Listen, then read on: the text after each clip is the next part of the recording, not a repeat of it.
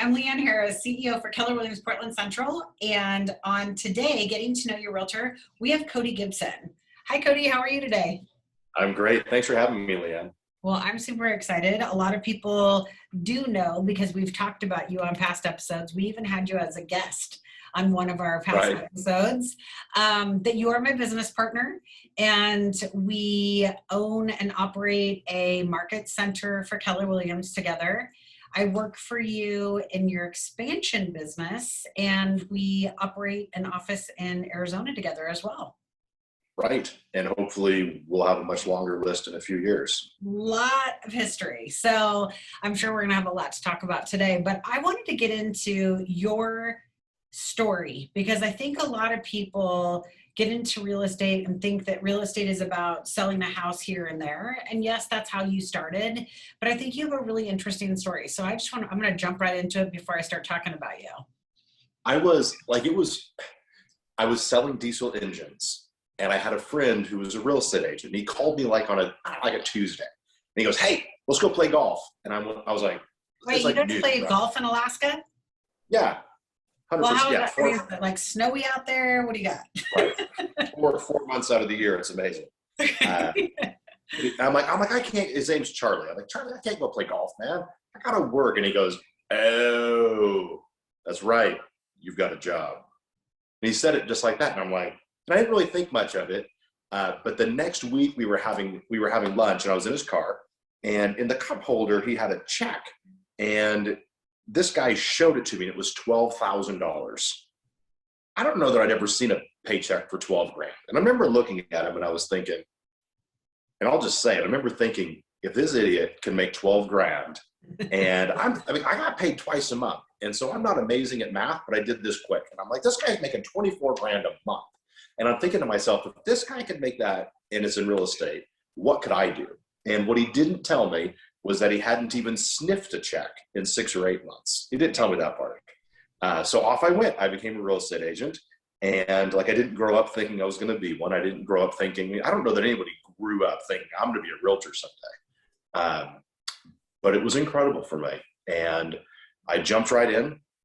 Similar story to a lot of people. Didn't really have any money.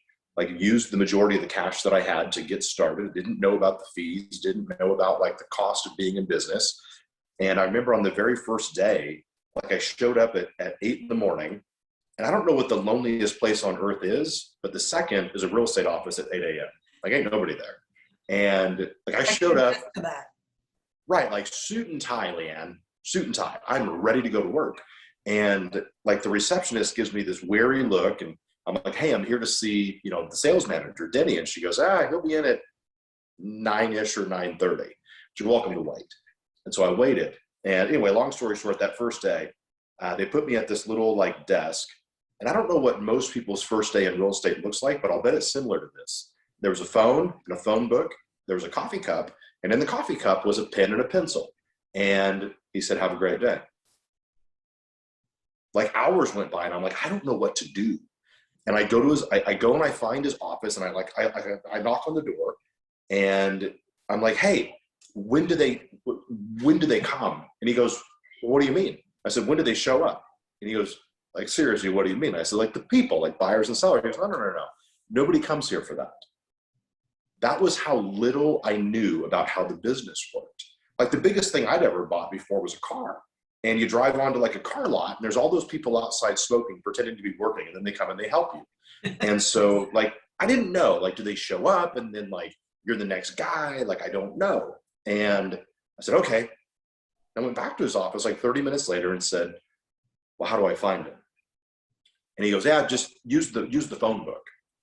And this time I didn't get all the way back to the desk, but I turned around and I said, "Well, what do I say?" And he's a little bit perturbed at this point. He goes, "I don't know. Just ask them if they want to buy or sell a house." I said, "All right." And for the next handful of hours, I just called people in the white pages, just next phone number. And I don't know what the worst 4 or 5 hours of my career was, but this was right at the top. And I remember that afternoon thinking, what have I gotten myself into? It wasn't fun. People weren't really nice. They also weren't that rude either. And I couldn't tell you a single thing any one of them said to me. So, I mean, that's how insignificant those conversations are. But I remember thinking, I used the money that I had to get here. And I don't know if you've ever felt up against the wall, but I felt up against the wall. And it's like, this has to work. Like, this has to work. And I kept thinking, that son of a gun, Charlie, got paid 12 grand. And if this is how you get to it, then I'm in. Anyway, so it's like 5:30.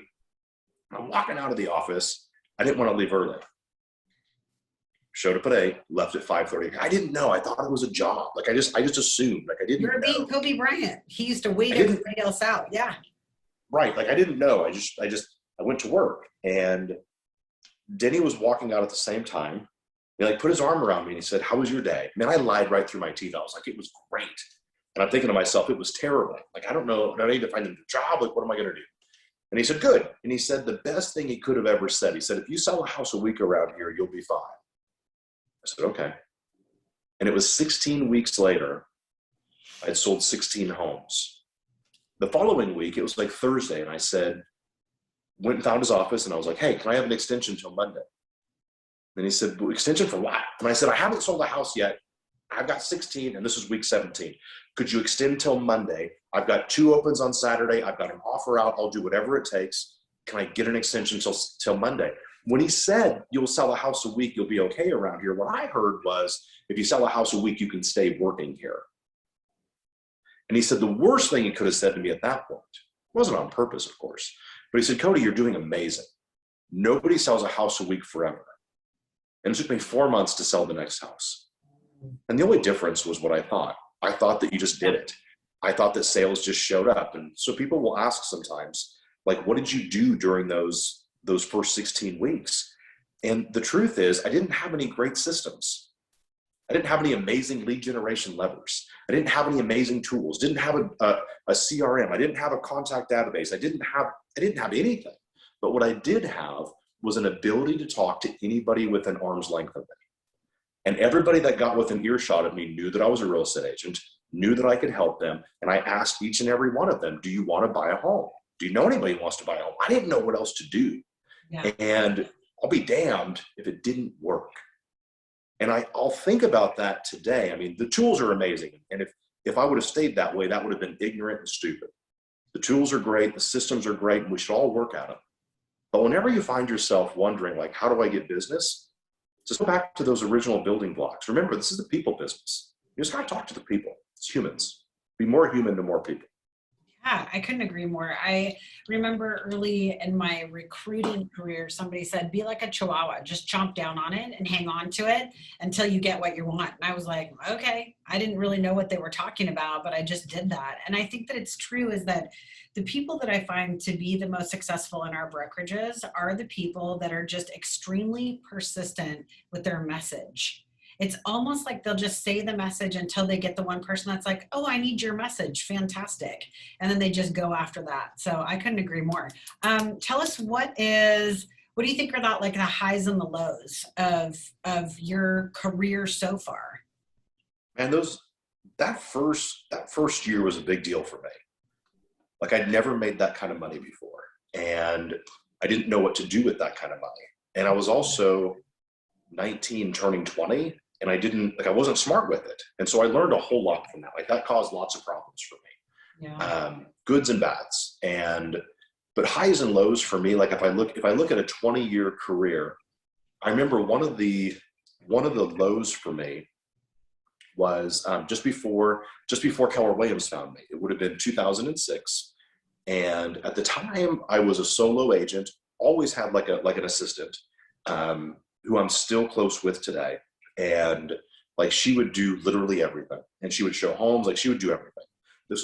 I didn't know about like teams or businesses. I just didn't know. We didn't really have them in Alaska at that time. But in 2006, I was bored. I was bored to death. Like, I never cracked 100 homes a year on my own, but I averaged 70, 75. I think I did 88 or 86 one year. But for me, it was a lot of work. It was more than one a week on average. And I took off a lot of time. But in 2006, I was flipping homes on the side for fun. I was bored. And I kept thinking to myself, if this is it, like, I'm 6 years in, I'm making good money, but I'm not, like, this isn't interesting to me. I'm not doing anything. The second that I quit selling, I'm going to quit earning money. and I was buying a small fleet of trucks, and I was going to put decals on them and open a remodeling business. That's what I was doing. And KW found me.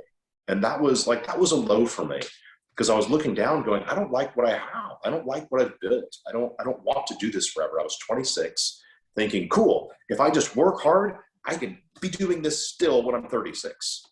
And if I keep working hard, maybe when I'm 46, I'll still be doing the exact same thing. And that sounded like hell to me. And that was a low. That was a hard year for me. A high for me was in 2010.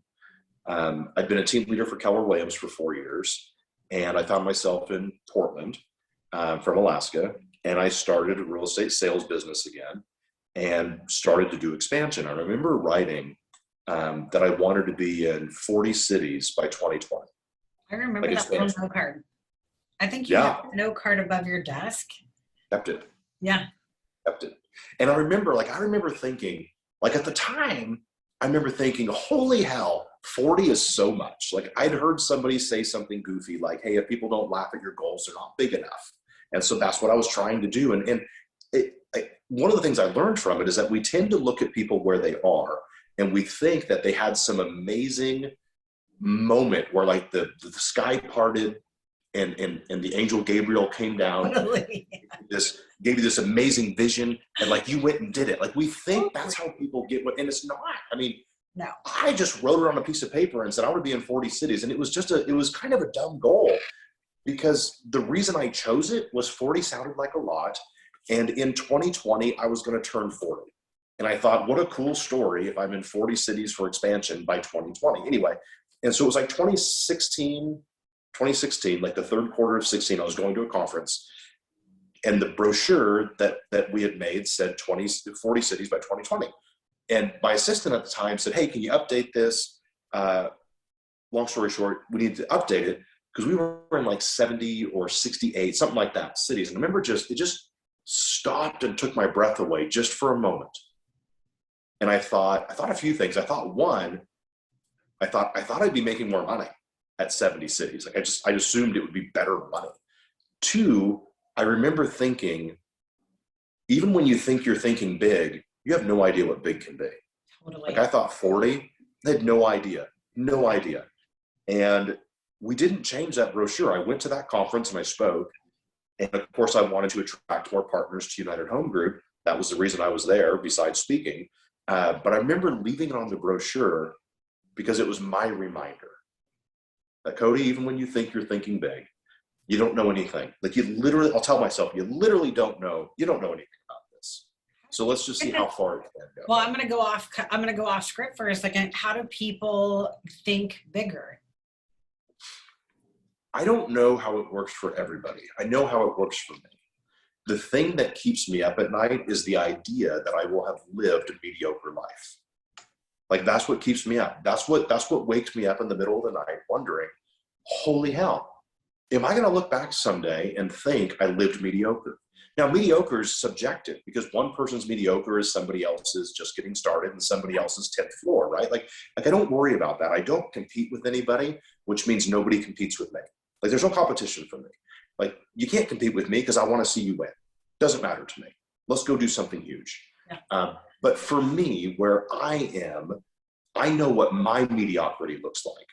And nowhere did I say I wanted to live a mediocre life, have a mediocre family, have some mediocre kids, maybe have a mediocre body. Like I never like a mediocre business. Like I didn't mediocre experiences. Like that sucks. And I know I'm going to look back someday.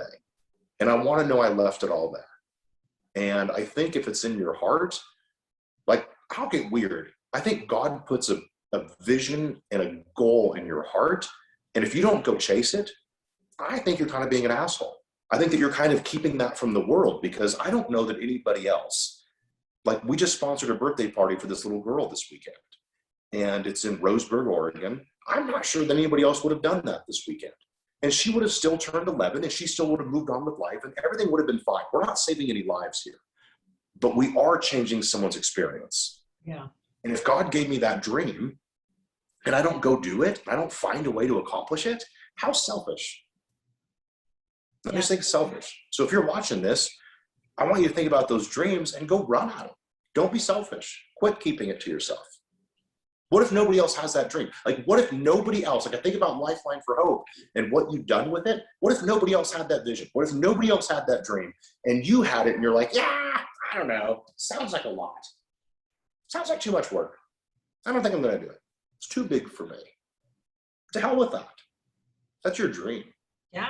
I definitely think that people have visions, and for me to get people to think bigger is get around new voices. I think that sometimes the old voices around you will hold you back from doing the things that they call you silly, you know? And I think that for me, you know, you were a very instrumental person in getting me to think bigger. And you asked a lot of questions. You didn't ever tell me what to do.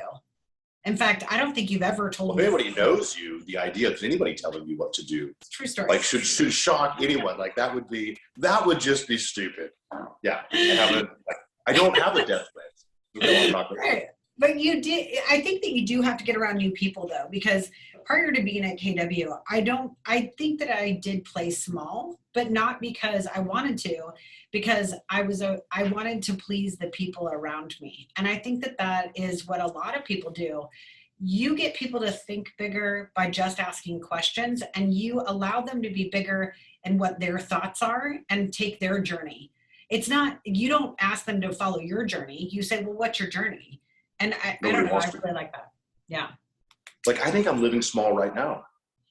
Like, and I think that's one of the self tricks. Yeah. To keep yourself motivated. Like, I always look down and I think I'm living small. Like, I'm living small. I don't have the things I want.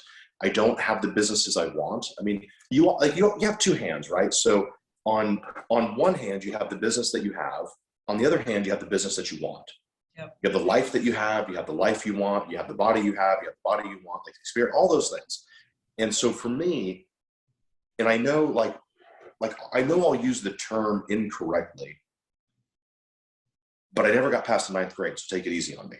I look at where life is, or you where the business. Say that. I just need to correct this for just a second. You always say, I never got past the 9th grade. I mean, well, it's a truthful statement. I didn't get past. I mean, maybe, but then I also know this: all you do is study. I would bet that your education is higher than most people that got drunk all the way through their 4-year colleges. I'm just saying. I think you have a very high education. Okay, go on. Yeah, well, this is my story, not your story, Dan. Totally, I'm done. So, like, I look down and like when I think about how I'm living small, by no means do I mean that I'm beating myself up. I think those are two different things. Yeah. I don't believe in the self-sabotage. I don't believe in, telling myself, I'm a low life, or I'm not getting this done, or I suck at this. Like, I don't think that way either. On one hand, I look at where I'm at, and the way that I wrap it in my mind is I'm really happy with where things are, but I'm never content with where things are. Yeah. And I know that you can go look at that's just how I see it. Content for me means I'm never going to be content. Like, at what point am I going to look down and go, you know what? I am content with the dad that I'm being. That day's never going to show up. And I work really hard to be a great dad, but I will forever chase an unachievable goal of being a great dad, because there is no finish line. Like, you can't ever walk across the finish line of being the greatest spouse you can be. You're never going to walk across the finish line of being the greatest partner, or the greatest dad or mom, or the greatest business, because there's always room. There's always room for something more.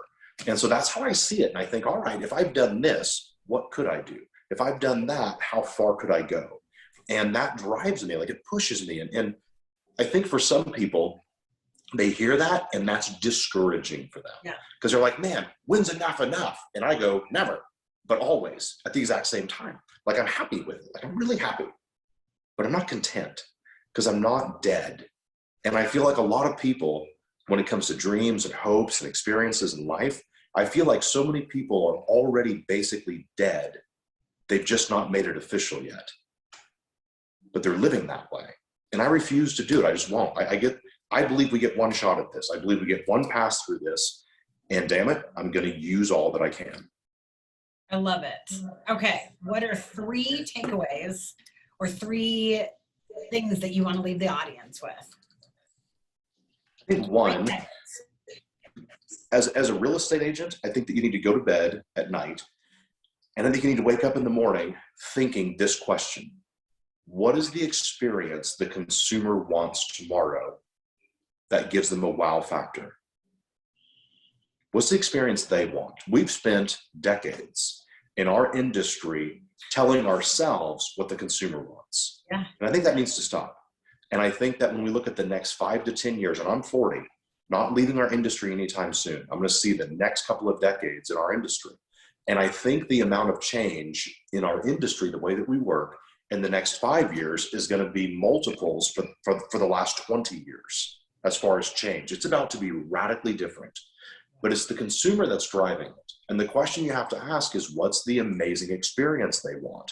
And if anybody says they know the answer to that, I think they're stupid or they're lying, one of the two. I don't know which it is, but I think it's one of the two.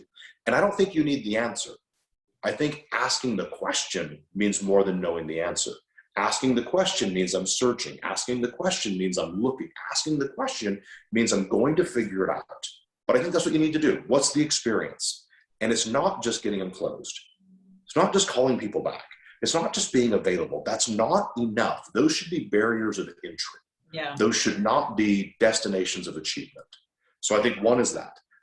Number two, you're in an industry that has unlimited earning potential. You're also in an industry that has unlimited terrible potential. Like, you could spend a bunch of money, you could lose. Like you could lose. Like, when there's no, you will not find a no ceiling environment that doesn't simultaneously have a no floor environment. The two go hand in hand. You can't have one without the other. And so you can go as far as you want, or you can go as short as you want. And the problem is, for a lot of us, and I'm wired this way, if I'm not careful, I'll choose short because I'm lazy. Like, I have to really watch it. If I'm not careful, I'll choose that, and I'll live small because the industry will let me live small. The industry will not force me to live big. That's an internal choice. That's not an industry choice. And no one's going to fire me at my real estate office if I choose to be half-assed at things. They don't care. They're happy. They're like, cool. As long as you keep paying and you're a good person, you don't get in trouble, fine. Like, we need all kinds of people. That's our industry. But no one's going to cut me because I'm not reaching my potential. Only I can do that. Right. So that'd be number two. Number three, I think that you need to figure out how you can give. Like, where you can give. Who can you give to? What can you give to? Like, you can't outgive things. And like Adam Grant's book, the idea behind strategic giving, give and take. You find something and you pour yourself into it. And when you do that, like, I think about all the amazing examples that we have in our industry. We have some amazing ones in our own brokerage in Portland, right? We have one, I mean, as small as it might sound, one of our expansion partners in California was listening last week to me talking about something I was doing, and it inspired him to go buy 5 guitars. He loves music. Like, I'm not musically inclined. I like it, but if I try to sing, it sounds like 2 chalkboards mating. I'm not good at this, but he is. And so he bought these 5 guitars. He's going to give them to 5 kids. And I don't know if one of those 5 is going to be a musician one day, but what if one is? Yeah. And then he has to think, when he gives those 5 away, and how much internal peace that gives him, and gratitude. I'll bet he's going to go, man, 5. What if I can give away 500? Yeah. What if I can give away 5,000? What if I could give away 50,000 guitars? If I gave away 50,000 guitars, can't afford it today, but if I gave away 50,000 guitars, could it be realistic that one of those 50,000 is going to change the world with their music? The answer is yes. 1 of 5, maybe. That would be luck. 1 of 50,000, nope, you've stacked the deck. You're probably going to change the world with a guitar you gave to somebody. Yeah. And when you do that, you go, holy hell, I need more sales. I need more money, because money's good for the good it can do. So how much money can I make? And all of a sudden, it's not just about making money to live in a bigger home or have a fancier thing. Those are fine. Go do it. But it's also, how much money can I have to make a bigger impact? Well, I'm going to go off script again, because this is the way you and I roll anyway. But I know that you have been challenged for showing up as a giver, that it was self-serving. Now, I know you. It is self-serving. Sure. And at the same time, though, I think that people sometimes will look at, like, I know when I started the 501c3, people challenge that piece of it. And what do you say to people about that? Because people did challenge you about the way that you were giving at one time. Now, again, I know you, and I'm like, wow, I don't even know what tree this person's barking up. But it happens. And what do you say to people? In the beginning,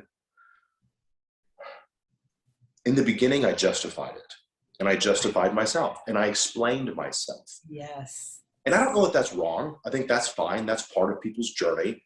Today, I just don't argue with people anymore. Like, I don't engage it. Like, you have an it's kind of like, 11-year-old that just changed her life. You have an 11-year-old that just had a birthday party for the first time, possibly, and probably wouldn't have had a birthday party. Right. And you changed her life. But it's also like my little girls.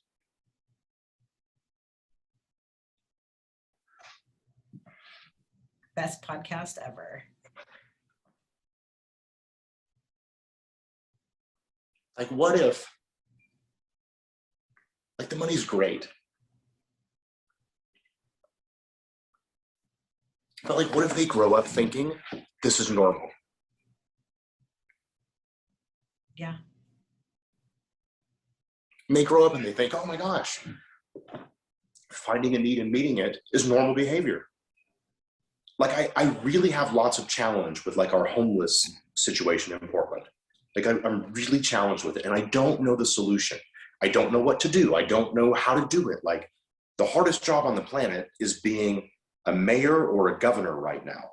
Like, she doesn't know what to do. It's like, what am I going to do with all this? Do I do it this way? Do I do it that way? I don't freaking know. Neither do I.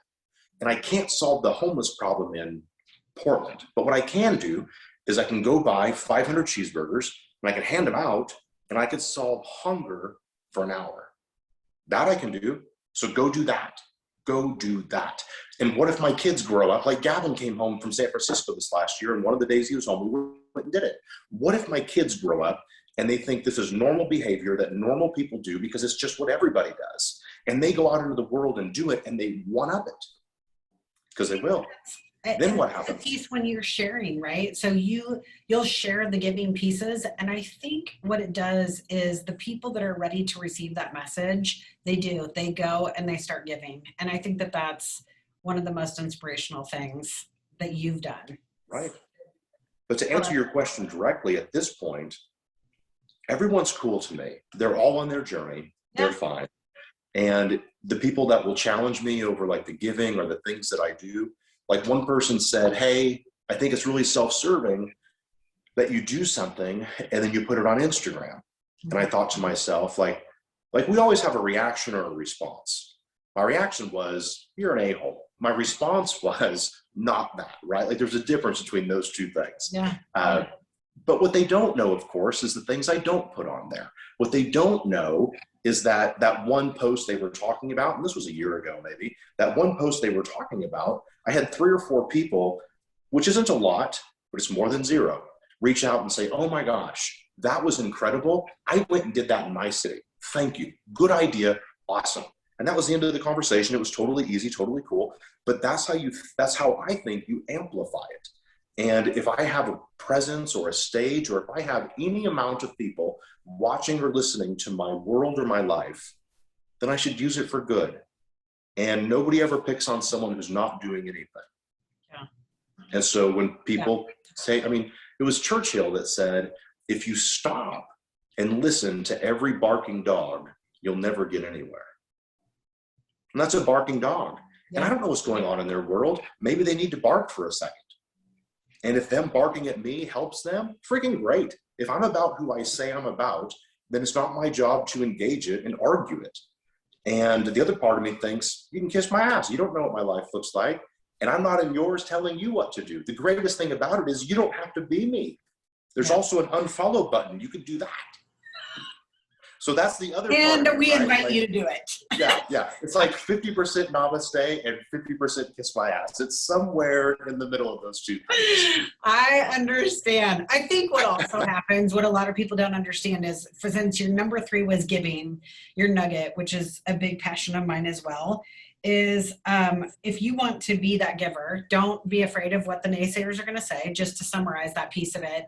And then the second piece is that, like you said, people don't know what's behind the scenes. And I do know that because you are a giver, what ends up happening is maybe you don't have somebody doesn't need a cheeseburger, but they might need something else, and they know that you're a resource to it. And I think that that's the other thing, is that it does spill out into the rest of your giving. So I love that piece. Okay.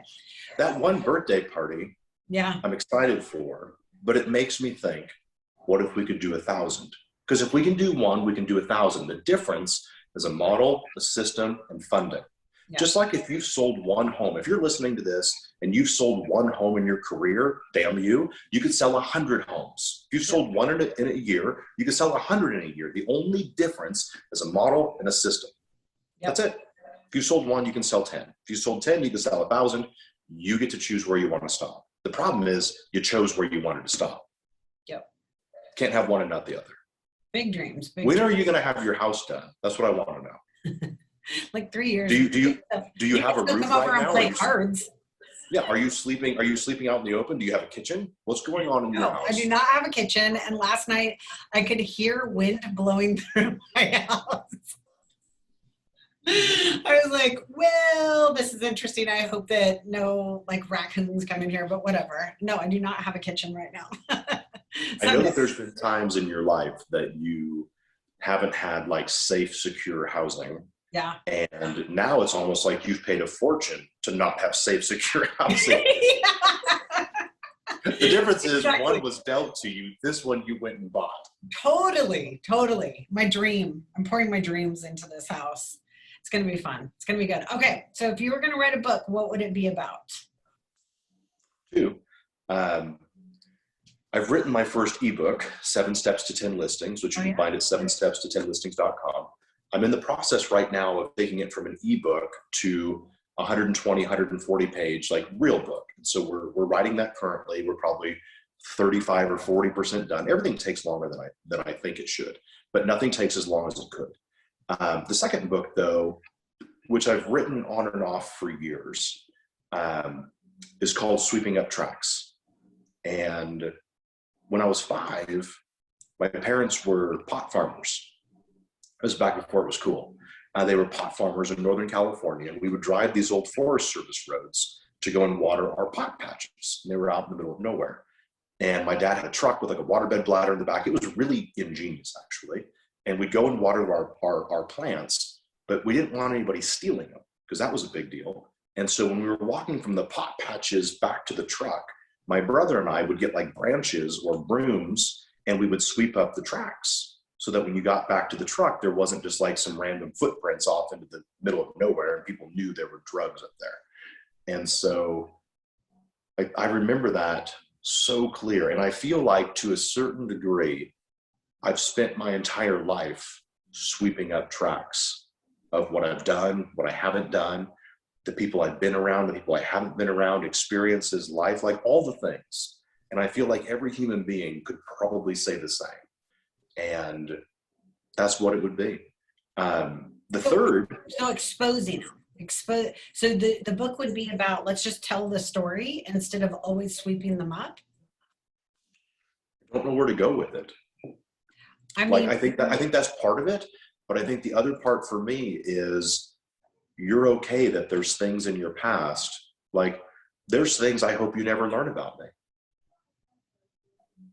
And you're one of the closest people in my life. And I'm guessing there's something in your life you would love for me to never know. And I think that every human being shares that. And I think being okay with it and acknowledging it and just going, all right, it's okay. That wasn't the best of me, but it's also not the rest of me. It's not all of me. That was just me on one day. And just you're never, even on your best day, it's not forever. Even on your worst day, it's not forever. We hide things that we shouldn't. And I'd love to expose what that looks like. Just look at the footprints. They're there. You made them. It's okay. It's okay. You're not done. This doesn't take you out. It diminishes things when you expose them. That's why I was asking that question is I just feel like nobody has anywhere to go. And you know me, I'm pretty much the most transparent person. I don't know that like sometimes probably need a filter, but I just don't care. Like, I don't know. It just is who I am, or it is what I did. And sorry, there's not a lot that I'm like pretty secretive about, but I do think it's because also I don't like to give the fire to the critics or to, you know, to the people, because I think, go ahead, have the information, do what you will with it. My tribe will still show up. And if they don't, you'll find a new one. Right. not that I want that.